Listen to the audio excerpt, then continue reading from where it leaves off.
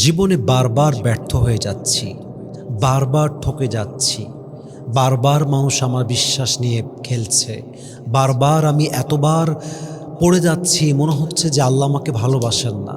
যদি আল্লাহ আমাকে ভালোবাসেন তাহলে এত কষ্ট কেন, এত আঘাত কেন, এত মানসিক চাপ কেন, এত অভাব কেন, এত খারাপ লাগে কেন, ঘুম আসে না কেন, রাতের বেলা ঘুমাতে গেলে চোখ দিয়ে আমার পানি ঝরে কেন, আমি বারবার ব্যর্থ হয়ে যাচ্ছি কেন, আল্লাহ কি আমাকে ভালোবাসেন না, আল্লাহ কি আমাকে পছন্দ করেন না? এই প্রশ্নগুলো আমার মনে হয় যে প্রতিনিয়ত মানুষ নিজেকে করে। আর এই প্রশ্নগুলো এমন প্রশ্ন যে মানুষকে এই কষ্টগুলো একটা সময় গিয়ে খুঁড়ে খুঁড়ে মারে। মানুষ এই কষ্টগুলো নিয়ে খুব বেশি দিন বাঁচতে পারে না।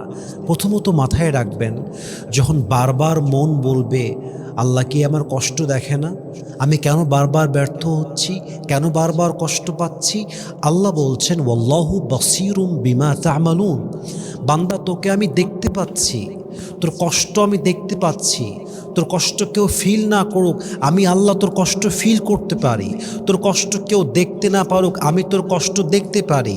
তুই হতাশ হয়ে যাস না, লা তাহজান ইন্নাল্লাহা মা'ানা, never lose hope, Allah is with us forever.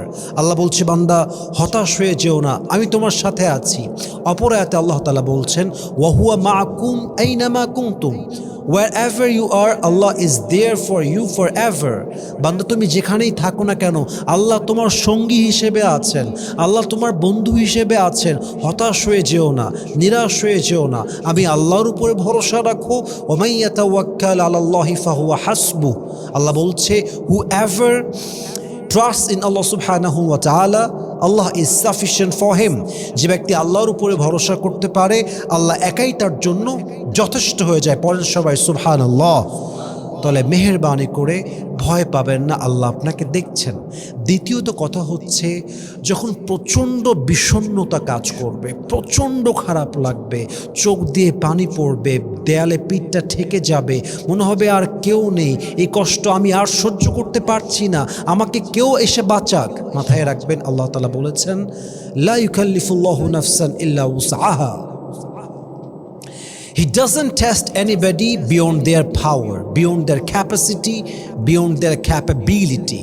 Allah বলছে কখনো আমি আমার বান্দাকে সাধ্যের বাহিরে কোনো বোঝা চাপিয়ে দেই না। আমার বান্দাকে আমি এমন কষ্ট দেই না যে কষ্ট আমার বান্দা সহ্য করতে পারবে না। আমার বান্দাকে আমি সেই কষ্ট দেই যে কষ্ট আমার বান্দা সহ্য করতে পারবে।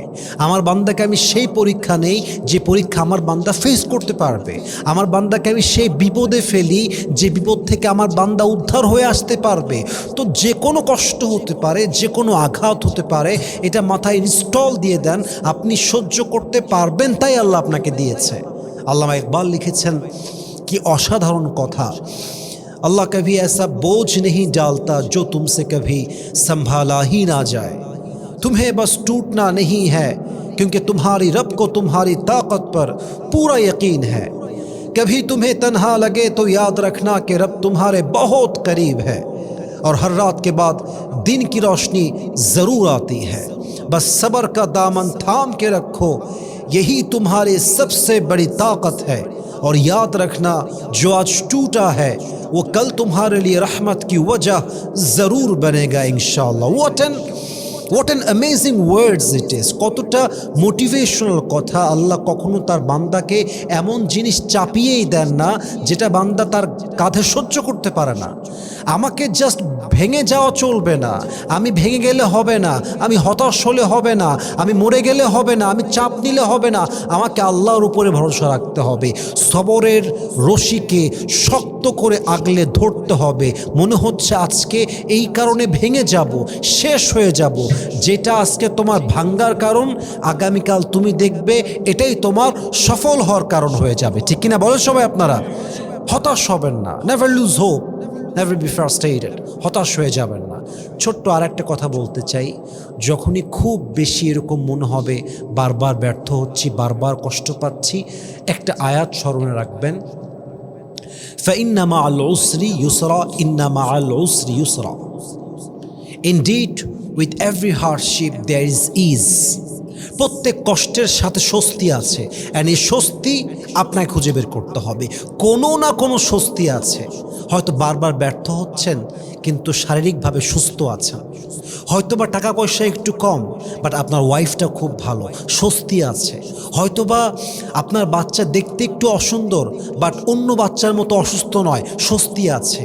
হয়তোবা আপনি অনেক কষ্টে আছেন কিন্তু আপনার আব্বা আম্মা আছে, তার দিকে তাকান, যার বাপ মাও নাই, যার কেউ নাই লাইফে, তার দিকে তাকান। আপনার তো অনেক কিছু আছে, আপনার তো শোয়ার জন্য বেড আছে, আপনার তো শীতকালে কম্বল আছে।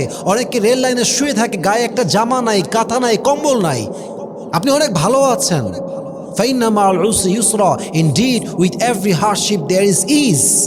কষ্টের সাথেই রয়েছে স্বস্তি। লা তাকনাতু মির রাহমাতিল্লাহ, never lose hope from the mercy of your lord. রবের রহমত থেকে তোমরা নিরাশ হয়ে যেও না। অপর আয়াতে আল্লাহ তাআলা বলছেন, ওয়ালা সাউফা ইউতিকা রাব্বুকা ফাতারদা। তুমি যদি তোমার ব্যর্থতার মাঝে, কষ্টের মাঝে, হতাশার মাঝে আমি আল্লাহকে বিশ্বাস করতে পারো, তুমি যদি বলতে পারো আল্লাহ যা নিয়েছে আমার জন্য ভালো ছিল, তাই তিনি নিয়ে গিয়েছে, আল্লাহ যা আমাকে দিবেন তাতে আমি খুশি, যা কেড়ে নেবেন তাতেও আমি খুশি, ভালো থাকলেও আলহামদুলিল্লাহ, না থাকলেও আলহামদুলিল্লাহ, পেলেও শুকর, না পেলেও শুকর। আল্লাহ বলছে, বান্দা তুই যদি এমন হতে পারিস, indeed your Lord will give you something that will definitely make yourself happy. আল্লাহ তোরে এমন কিছু দিবে, ভবিষ্যতে এমন কিছু তোকে দান করবে যে তুই তোর জীবনে আগে এমন জিনিস পাস নাই, আগের চাইতে হাজার গুণ বেশি উত্তম নিয়ামত আল্লাহ আপনার জীবনে আপনাকে দান করবে। সুবহানাল্লাহ পড়বেন না আপনারা সবাই? অতএব মেহেরবানি করে আল্লাহর রহমত থেকে নিরাশ হবেন না। যতই ব্যর্থ হয়ে যান, আল্লাহ আপনাকে দেখছেন, সময় আপনারও আসবে, ধৈর্য ধারণ করেন, try your best, give your best effort, good day is coming. ইনশাআল্লাহ এমন একটা দিন আসবে আপনার পুরো জীবনটাই আল্লাহ তাআলা সুখময় করে ফেলবেন। Never lose hope. আল্লাহ আমাদের সবাইকে আল্লাহর রহমতের উপরে বিশ্বাস করার তৌফিক দান করুক। পরের সবাই আমিন।